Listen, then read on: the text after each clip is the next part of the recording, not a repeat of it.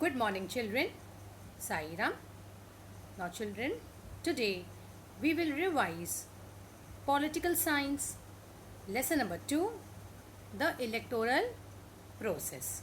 Okay, so today we will revise lesson number 2, the electoral process. Now, children, elections have played a major role in the working of India's democracy. We all know what is democracy. Democracy is government of the people, by the people and for the people. Elections and representation are two important processes in democracy. So, two important processes in democracy are elections and representation. Now, children, we know that the people's representatives, they are selected through elections. Okay, so the people among themselves, they select their representatives, and that is done through elections. Now, what is this representation? Now, children, modern democracy is a representative democracy. Means in a democracy, it is not possible to involve the entire population in the decision making process, because India is a country with a vast population. So it is not possible to involve all the people in decision making process. So this resulted in starting the practice of electing some people on behalf of entire population as representatives who would run the government. Okay, now, so elections help to bring change in power through peaceful means, and different political parties, they get an opportunity to rule. Children, we had discussed in political parties. So different political parties, they get an opportunity to rule. So some new policies are introduced, okay, for the benefit of people or for the welfare of the people. So policies of the government and life of society also changes, because then different political parties, they come to power. So we expect that the representatives which we elect should be efficient, honest and trustworthy, and they should respect the opinion of people. So the representatives, they should be efficient, honest, trustworthy, and they should respect the opinion of people. The electoral process should be free, fair and reliable. It should be conducted in a free and fair atmosphere.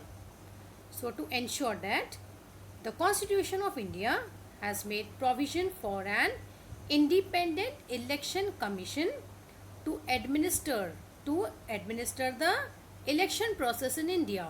So to see to it that the elections are conducted in a free and fair atmosphere, the Constitution of India has made provision for independent election commission to administer the process of election in India, right? Now, children, who conducts elections? Yes, the Election Commission of India and the state level state election commissions, they conduct important elections in our country. So children, the entire process of elections, from declaring the date of elections to the declaration of results, it is carried out under the direction and control of Election Commission. Very important, children. The entire process of elections, from declaring the date of election to the date of declaration of results, it is carried out under the direction and control of Election Commission.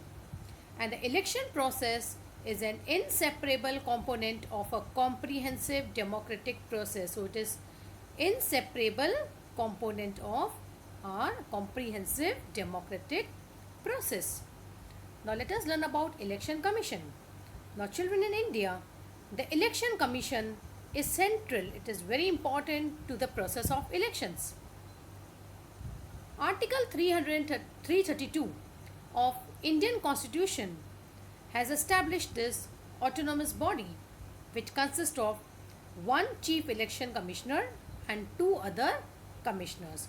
So children, Article 324 of the Indian Constitution has established this autonomous body, and it consists of one election commissioner and two other commissioners. And who appoints the election commissioners? The president appoints the election commissioners.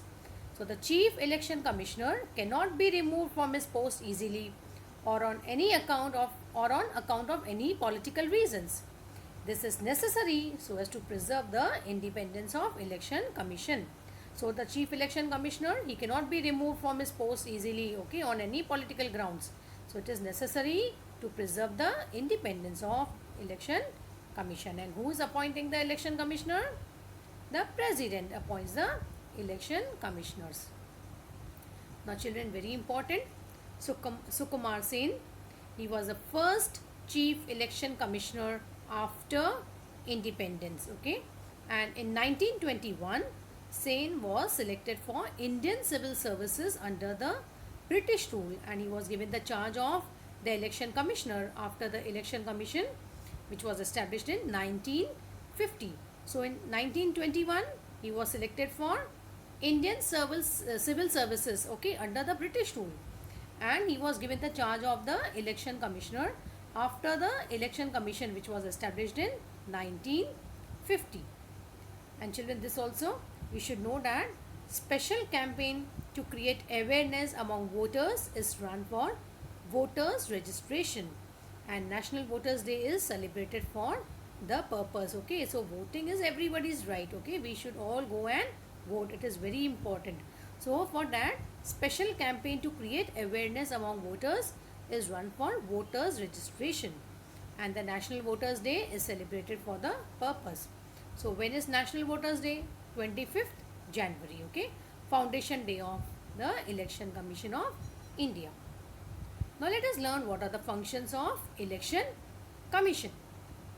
Now children, the functions of Election Commission are preparing the voters list. Now children, when they prepare the voters list, they have to update the voters list, okay. Suppose new names to be added, because every citizen who acquires 18 years of age, they have the right to vote. So children, it needs to be updated, so he will update the list, okay. And suppose somebody dies, so that names are to be deleted from the list. So updating of the list is very important. Then decides the timetable and program of elections, as we have already seen that the full responsibility from the declaring the date of election to the results of the election, it is done under the control of Election Commission. So they have to decide the timetable and program of elections. Scrutiny of application of candidates, okay, those who apply for this, if they want to stand for election, okay, any candidate, so they fill the form, so it has to be checked, that is scrutiny of the application of candidates. Then give recognition to political parties. Now children, all political parties, they have their symbol, right? You have learned in the lesson number 3, political parties.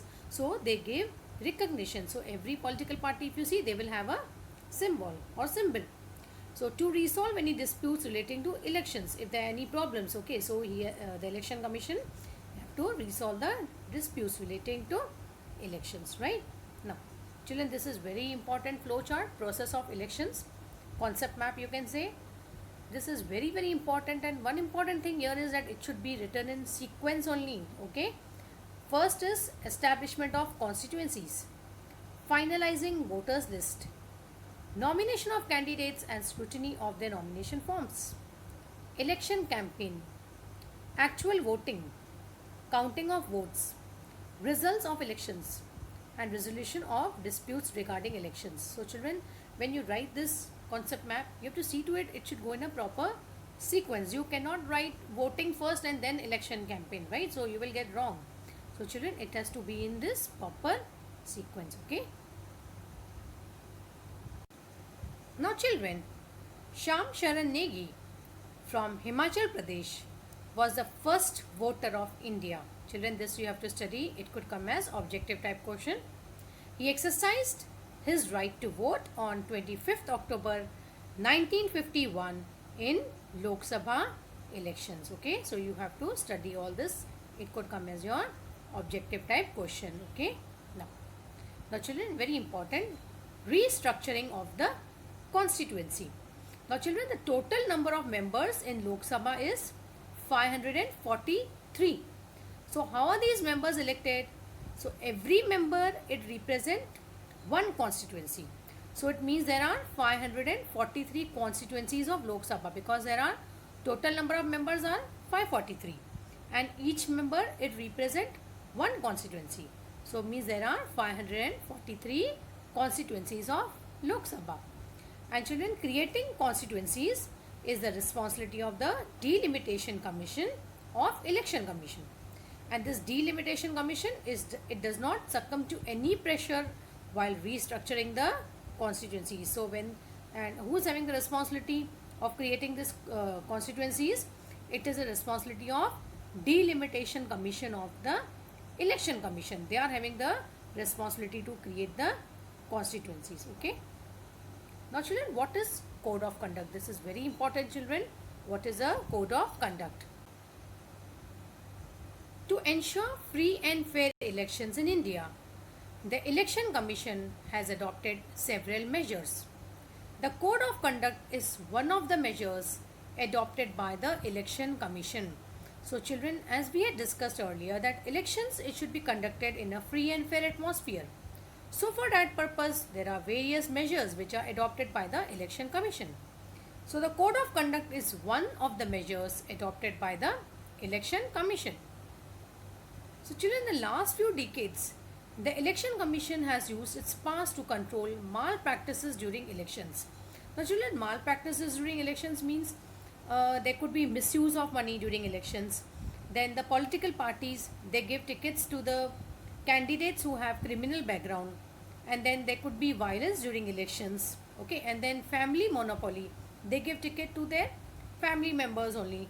Okay, so all such things, it happens during elections. Okay, there is bogus voting. Okay, so these political parties, what they do, they threat the people and then they ask them to vote. So that is bogus voting. So such practices or such things happen during elections. So to stop all these malpractices during elections, Code of Conduct is being formed by the Election Commission. So the Code of Conduct explains the rules that are to be followed by the government, political parties and voters before elections and during elections. So this is very important. It explains the rules that are to be followed, and these rules are to be followed by the government, by political parties and the voters before elections and during elections.